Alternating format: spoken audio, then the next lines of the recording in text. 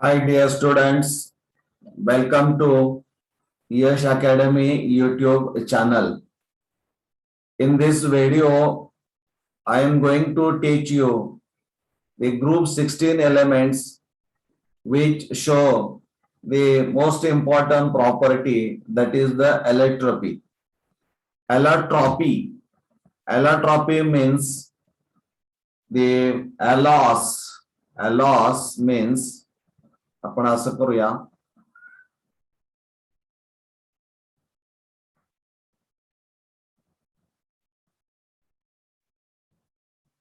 Allos means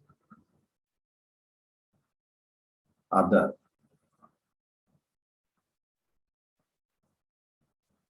and propose means the form are also known as a manner form. म्हणजे all the elements of group 16 exhibit allotropy. Allos means other and tropos means form or a manner, means it is the property of an element to exist in two or more different forms in the same physical state, or atoms of same element are bonded together in different manners. That is nothing but the allotropy. म्हणजे allotropy जे असणारे आहे ती अपरूप आपण म्हणतो, म्हणजे एकच ऍटम असणारा आहे तो वेगळ्या पद्धतीनं त्यांना बॉन्डिंग करून वेगळी स्ट्रक्चर्स ही आपल्याला पाहायला मिळतात. म्हणजे इथं फक्त वेगळी डिफरंट अरेंजमेंटच फक्त असणारी आहे.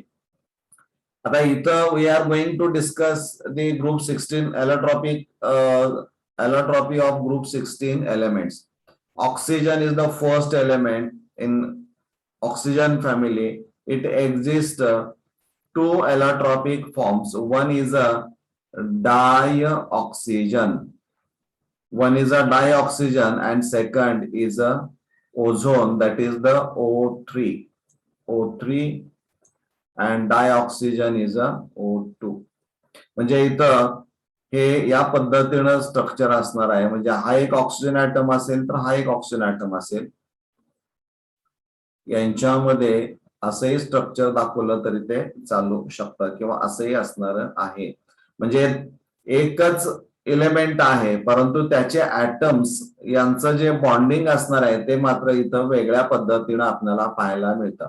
म्हणजे हाही ऑक्सिजन ऍटम असणार आहे, हाही ऑक्सिजन ऍटम असेल. इथंही ओझोन मध्ये ऑक्सिजन ऑक्सिजन ऑक्सिजन, म्हणजे ऑक्सिजन जो असणार आहे तो किती एलोट्रॉपिक फॉर्म दाखवतो तर दोन. One is a dioxygen and second is a ozone. Next element is a sulfur. Sulfur can exist a number of allotropic forms. त्यातले दोन महत्वाचे असणार आहेत. One is a rhombic form असणार आहे and second is a monoclinic form. म्हणजे rhombic form is called alpha form and monoclinic form is called beta form.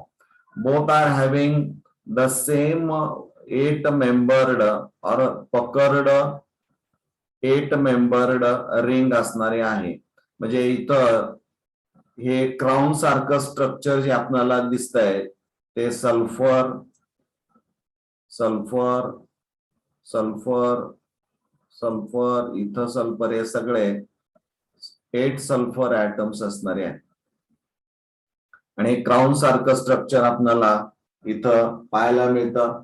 आणि यातला जो बॉन्ड अँगल असणार आहे तो 107 डिग्री इतका आपल्याला तो पाहायला मिळतो. आणि ही जी बॉन्ड अँगल जे असणारे आहे ते 2.04 पिकोमीटर इतके असणारी आहे. म्हणजे हे आपल्याला इथं माहित असणं आवश्यक असणार आहे. बरोबर आहे. म्हणजे दोन महत्वाचे यातले एलोट्रॉपिक फॉर्म्स असणारे आहेत ते वन इज अ रॉम्बिक आणि सेकंड इज अ मोनोक्लिनिक असणारा आहे.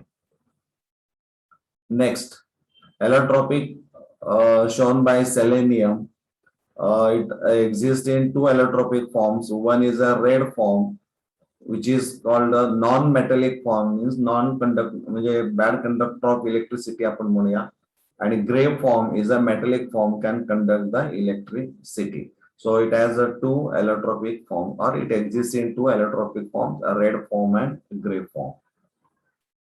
Next, allotropy of tellurium. It can exist in two allotropic forms. One is a crystalline and second is a amorphous. Last one is a polonium. It also exists in two allotropic forms, but both forms, alpha form and beta form, are metallic. जे यातले जे आपण oxygen, sulphur, selenium आणि polonium जे आपण पाहिले, टेलोरियमचे जे काय आपण एलोट्रॉप्स पाहिलेले आहेत, यामध्ये महत्वाचा आहे तो म्हणजे सल्फर. त्यामुळे सल्फरच्या बाबतीमध्ये आपण थोडासा डिटेल मध्ये अभ्यास इथं करणार आहोत. Difference between rhombic sulphur and monoclinic sulphur. आता इथं कॉलम जर आपण पाहिला टेबल, तर property rhombic sulfur, that is alpha form, monoclinic sulfur, that is the beta form. These are the properties. First of all, discuss the color. The rhombic sulfur are pale yellow and monoclinic sulfur are bright yellow in color. Shape. Rhombic sulphur जे असणार आहे त्यांचा shape जो असणार आहे तो octahedral असणार आहे, त्यामुळे ते ऑर्थोरॉम्बिक क्रिस्टल्स पाहायला मिळतील. आणि shape of monoclinic sulphur is a needle shape, म्हणजे सुईसारखे त्यांचा आकार आपल्याला पाहायला मिळतो. Melting point of rhombic sulphur is a 385.8 Kelvin and that of monoclinic sulfur is 393 Kelvin. Density of rhombic sulfur is at 2.06 gram per cm cube and that of monoclinic is a 1.98 gram per cm cube. Solubility, they are insoluble in water but soluble in carbon disulfide. Monoclinic sulfur जो असणार आहे तो it is soluble in carbon disulphide. म्हणजे हे जे point of difference असणार आहेत हे तुम्हाला माहित असावेत, कदाचित परीक्षा दृष्टीने ते महत्वाचे असणारे आहेत. आता यामध्ये पुढचा आपण पॉइंट बघूया की जो preparation of rhombic and monoclinic sulphur असणारा आहे. म्हणजे इथं प्रिपरेशन ऑफ रॉम्बिक आणि मोनोक्लिनिक सल्फर पहिल्यांदा आपण बघूया. Preparation of rhombic, that is the alpha form of sulphur. This is nothing but the evaporating dish. Evaporating dish china made असणारी आहे. Solution of sulphur in carbon disulphide. कारण आपण पाहिलं की रॉम्बिक सल्फर जे असणार आहे ते it is insoluble in water but it is soluble in carbon disulphide. त्यामुळे इथं सल्फर जो असणार आहे त्याचं सोल्युशन कार्बन डायसल्फाइड मध्ये केलेलं आपल्याला पाहायला मिळतं. याचं जर आपण स्लो इव्हॅपोरेशन केलं, slow evaporation, the solution of slow evaporation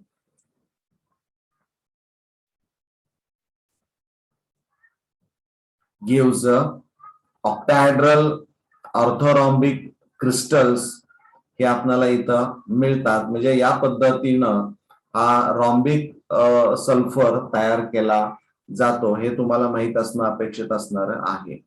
Now we'll discuss the preparation of monoclinic sulfur, that is the beta form. This is evaporating dish. आणि समजा या evaporating dish मध्ये आपण सॉलिड सल्फर घेतला असेल. समजा सॉलिड सल्फर आहे. दिस इज द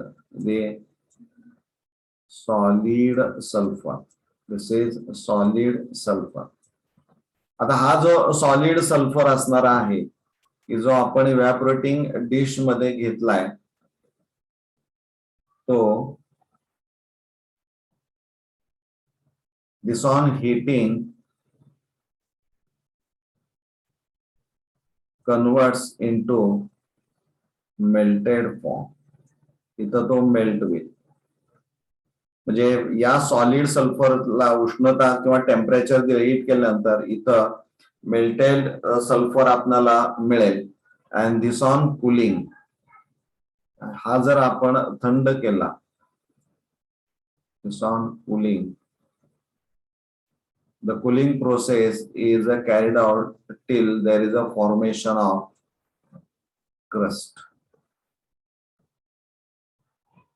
आता ही क्रस्ट जे तयार झालेले असणार आहे त्याला हे जे आपण इथं दाखवलेलं आहे ते जे असणार आहे that is nothing but holes.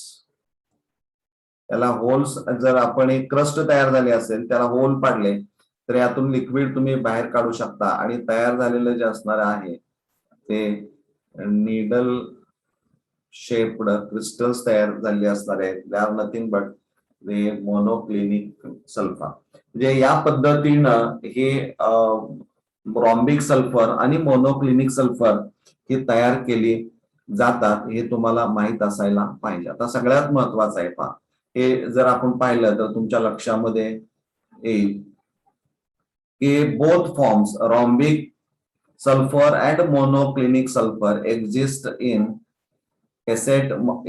as a acid molecule, that is the crown structure हे सेम असणार आहे. परंतु इथं रॉम्बिक सल्फर जो असणार आहे तो it has a octahedral shape, म्हणजे हा जो शेप इथं आपल्याला पाहायला मिळतो तो ऑक्टाहेड्रल शेप असणार आहे. आणि monoclinic sulphur as a needle shape crystals, म्हणजे पकर्ड रिंग दोन्हीची आपल्याला पाहायला मिळते, परंतु इथं जो शेप असणार आहे तो मात्र इथं वेगळ्या पद्धतीचा आपल्याला पाहायला मिळतो. जर if rhombic sulphur is heated above 369 Kelvin, then it is transformed into beta form, that is the alpha form is converted into beta form, means rhombic sulfur is converted into monoclinic sulfur. आणि जर if below 369 Kelvin the alpha form हा कसा तयार होतो तर beta form is converted into alpha form. म्हणजे below this temperature, below 369 Kelvin temperature, the beta form that is the monoclinic sulphur is transform into rhombic sulphur, and above 369 Kelvin alpha form is converted into transformed into beta form. म्हणजे from this we can say that the at 369 Kelvin, म्हणजे this is the temperature at which both forms are stable. म्हणजे तुम्हाला प्रश्न विचारला जाऊ शकतो की what is the temperature at which rhombic sulfur and monoclinic sulfur are stable. म्हणजे both form stable कधी असणारे आहेत तर फक्त आणि फक्त टेम्परेचर किती असायला पाहिजे 369. So 369 Kelvin temperature is called transition temperature. This is nothing but transition temperature. Transition temperature. म्हणजे लक्षात आलं का, 369 Kelvin temperature is called transition temperature. कारण इथं हा टेम्परेचरला दोन्ही फॉर्म स्थिर आपल्याला पाहायला मिळतात, म्हणून तिथं त्याचा उल्लेख आपण ट्रान्झिशन टेम्परेचर म्हणून असा करतो. जे हे तुम्हाला माहित असणं अपेक्षित आहे. यावर स्टेट बोर्डला डिफरन्स विचारला जाऊ शकतो किंवा यातलं ट्रान्झिशन टेम्परेचर देखील तुम्हाला ते विचारलं जाऊ शकतं, किंवा किती सल्फरचे फॉर्म असणारे आहेत आणि कुणाचा शेप काय असणार आहे हेही तुम्हाला माहित असणं अपेक्षित असणार आहे. यावर अनेक वेगळ्या पद्धतीचे प्रश्न हे बोर्ड एक्झामिनेशनला विचारले जाऊ शकतात, हे तुम्हाला माहित असायला पाहिजे. आता यातला कुठला प्रश्न विचारला जातो हे तुम्हाला सांगतो. इथं जर आपण पाहिलं तर यावर एक प्रश्न, हे जे पकर्ड 8 मेंबर्ड रिंग किंवा क्राउन स्ट्रक्चर सल्फरचा असणार आहे, यावर एक प्रश्न आहे, the number of loan pairs and the number of SS bonds in acid molecules are respectively. म्हणजे हे जे पकर्ड 8 मेंबर्ड रिंग स्ट्रक्चर असणार आहे, यामध्ये एकूण लोन पेअरची संख्या किती असणार आहे आणि त्यामध्ये असणारे SS बॉन्ड किती असणार आहेत, यावर मल्टिपल चॉईस क्वेश्चन हा विचारला जाऊ शकतो. म्हणजे हे स्ट्रक्चर जर पाहिलं तर पटकन तुमच्या या गोष्टी लक्षामध्ये येणार नाहीत, पण तुम्हाला माहित आहे की इव्हन हे पण विचारलं जाऊ शकेल की हा जो सल्फर असणार आहे याचा what is the type of hybridisation of this sulphur. तर हा जो असणार आहे तो E sulphur in puckered 8 membered ring is a sp3 hybridised. म्हणजे हा sp3 हायब्रिडाइज्ड असणारा आहे, कारण त्यांनी 2 बॉन्ड तयार केलेत. मग 2 बॉन्ड जर तयार केले असतील तर त्याच्याकडे 2 लोन पेअर्स असणारी आहेत, लक्षात घ्या. म्हणजे प्रत्येक सल्फर ऍटमनं 2 बॉन्ड्स तयार करून 2 लोन पेअर्स किंवा नॉन बॉन्डिंग इलेक्ट्रॉन्स, की त्यालाच आपण लोन पेअर्स म्हणतो, शिल्लक असणार आहे. म्हणजे प्रत्येक सल्फर हा sp3 हायब्रिडाइज्ड आहे आणि प्रत्येकाकडे 2 लोन पेअर्स असणारी आहे. म्हणजे असं जर आपण काउंट करत गेलो तर एकूण 8 सल्फर ऍटम्स असणारे आहेत. म्हणजे या पद्धतीनं जर तुम्ही विचार केला तर 16 लोन पेअर्स किंवा लोन पेअर ऑफ इलेक्ट्रॉन्स असतील आणि SS बॉन्ड जे असणारे आहेत 1 2 3 4 5 6 7 अँड 8 अशा पद्धतीने असणार. 8 SS बॉन्ड्स असतील आणि 16 लोन पेअर्स असणारे आहेत. म्हणजे केवळ स्ट्रक्चर जे आहे हे एवढं बघून चालणार नाही, तर त्यामध्ये आणखीन काय की जे पटकन तुम्हाला दिसत नाही त्याच्यावर प्रश्न हा सेट केला जातो, हे तुम्हाला माहित असायला पाहिजे. परीक्षा दृष्टीनं खूप महत्वाचं आहे. मला वाटतंय हे तुम्हाला निश्चित चांगलं समजलेलं असणार आहे. तुम्हाला हा व्हिडिओ आवडला असेल तर लाईक करा, चॅनल सबस्क्राईब करायला विसरू नका आणि आयकॉन बेल जी असणार आहे नोटिफिकेशन बेल ती प्रेस करायला विसरू नका, कारण यावर 12वी जी असणार आहे ती खूप महत्वाची आणि त्या दृष्टिकोनातून व्हिडिओ जे तुम्हाला पाहायला मिळतील ते पटकन तुम्हाला किंवा सहज तुम्हाला ते उपलब्ध होतील. त्यासाठी आयकॉन नोटिफिकेशन बेल ही प्रेस करा, हे महत्वाचं असणार आहे. धन्यवाद.